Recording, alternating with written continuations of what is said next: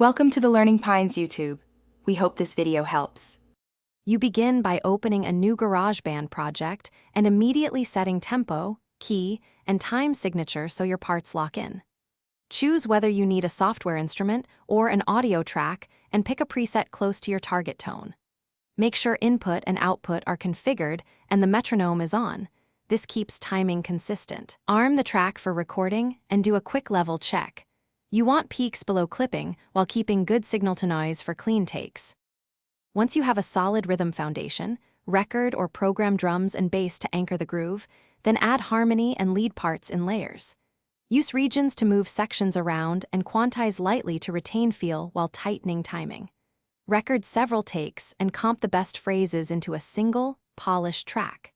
Make sure to add automation for dynamics and interest. Automate volume, panning, and plug in parameters so the arrangement breathes and the listener stays engaged across. To finish, focus on mixing. Balance levels, use EQ to carve space, and apply compression sparingly to glue parts. Add reverb and delay for depth, but avoid muddying the low end. When satisfied, bounce either stems or a full mix. Export as WAV or AIF for highest fidelity or MP3 for sharing. If you encounter issues, check track routing and input monitoring, freeze CPU-heavy tracks, and replace any noisy takes. Fixing the source is faster than masking problems in the mix. Thanks for watching. Consider subscribing if we helped you.